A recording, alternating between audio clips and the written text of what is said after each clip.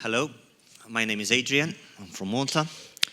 Um, I represent my company, Unifaun Theatre. Before I start, what is a Unifaun? I got the word from a song from 1973 by Genesis, which goes, "Can you tell me where my country lies?" said the Unifaun to its true love's eyes. "It lies with me," cried the Queen of Maybe. For her merchandise he traded in its price. And that is the question I am always asking. Where does my country lie?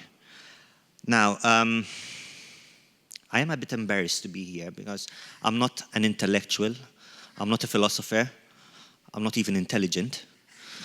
I'm just, the village idiot who does theatre. But what I have to share is a story of pure bloody-mindedness, which, by the way, don't jump off Liberty Bridge. Now, what I have to share is a story. Let's start. I wanted to do theatre because I wanted to do something different. Theatre in my country is mostly commercial stuff, The Odd Couple, She Stoops to Conquer, stuff that will bring in the crowds, they will laugh, they will have a good time, go to the restaurant, and forget all about it. I wanted to do something different. And I realized what I wanted to do when Edward Bond came to Malta and gave some workshops. It was an eye-opener.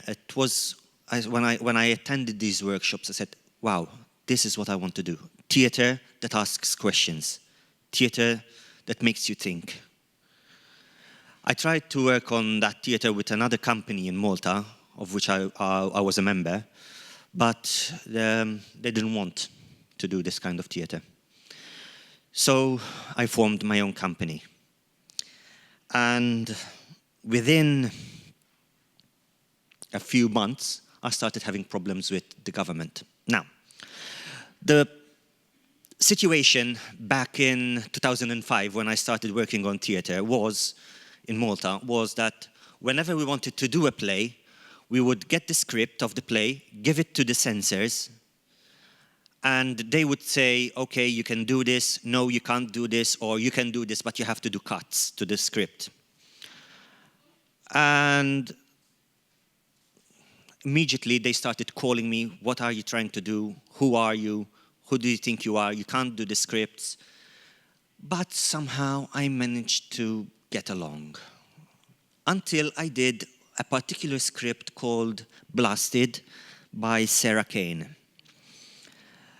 They didn't like it.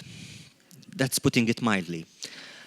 And after that, they said, okay, the next script he does, we have to stop. And the next script happened to be Stitching by Anthony Nielsen. I proposed it to the censors, and they sent word to me with another person. They said, you can't do this script in Malta. It is banned. Choose another script. And that's a big mistake, because you don't tell me not to do something. I will do it. I asked them why they wouldn't allow me to do it. And they said, because it is a blasphemous script, because it is obscene, because it is anti-Semitic, and because it praises pedophiles,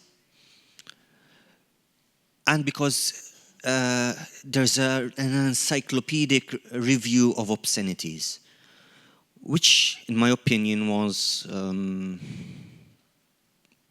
overboard. I mean, they were trumping up charges just to stop me from doing this script that they didn't like, that they didn't want. The Minister of Culture in those days was working hard to stop us. She wouldn't allow us to rehearse the play. In fact, we ended up renting out rooms in hotels just to rehearse the script. Then we had a press conference to tell the people of Malta why we were being stopped from doing a play. And right after the press conference, a couple of hours later, the director of the play and I, as a producer, were called by the police in the police headquarters, and we were told if we held another press conference, we would be arrested. I talked to my wife about it, and I said, I can't stop. Because if I stop, my children, my son and my daughter, would face the same problems when they grow up. I am facing these problems because those before me didn't fight. So I can't stop, even if it means going to prison. So I sued the government. And after a few days, we got given this conservative judge to judge our case. I was joined by the director of the play and the two actors. So it wasn't me anymore fighting, it was four of us. However, the theatre community, although they were saying, we agree with Adrian, we agree with his stand, did nothing to help us. They just went on obeying the government, obeying whatever rules they put forward. Many of them told me, Adrian, don't fight this. You're not going to win. They told me, it's useless. They said, there are so many scripts. Choose another one. Choose something that's not controversial. But what is controversial? Does choosing something that's not controversial mean you choose something that says nothing to the audience? I don't want to do that kind of theatre. So our case started, and we started hearing the witnesses. And in Malta, there were two entities of classification. There was the government classification, which banned the play, and there's the church classification. In case you don't know, Malta is holier than the Vatican City. The church classification, the chairman of the church classification board came to see the play, came to see a rehearsal. And we brought him as a witness. And the judge asked him, why do you think we should stop this play? And this man, a priest, said, I don't think people should be stopped from seeing it. I think they should be made to see it, because this is a play about suffering. The next day, the church removed him from his position. So now we were fighting both government and church. More witnesses. We brought the censors to tell us why they banned the play. Now, the system is that the chief censor reads the play, and if she thinks it has to be banned, she gives it to the other censors to give their opinion.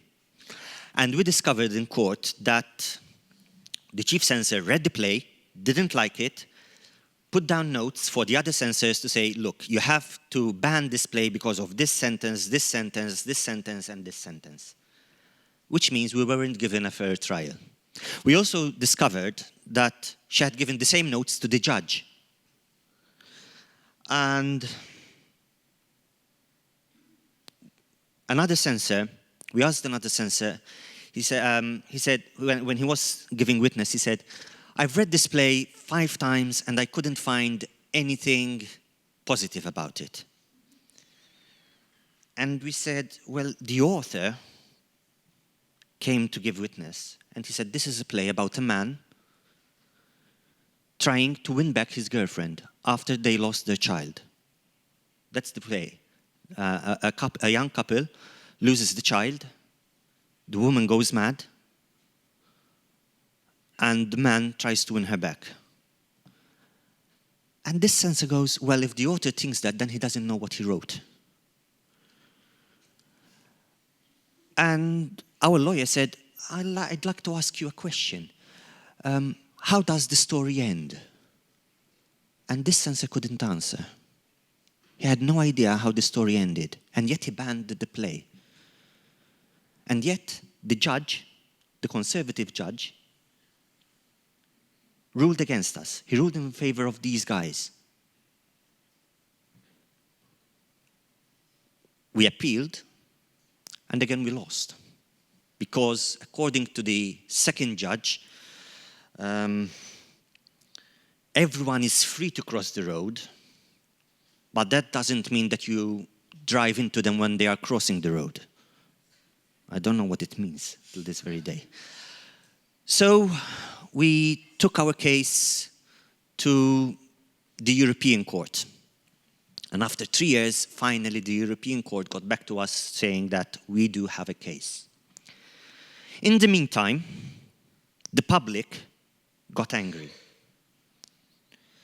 We had, until 2013, we had a government that had been in power for about 25 years, and it was a conservative Catholic government.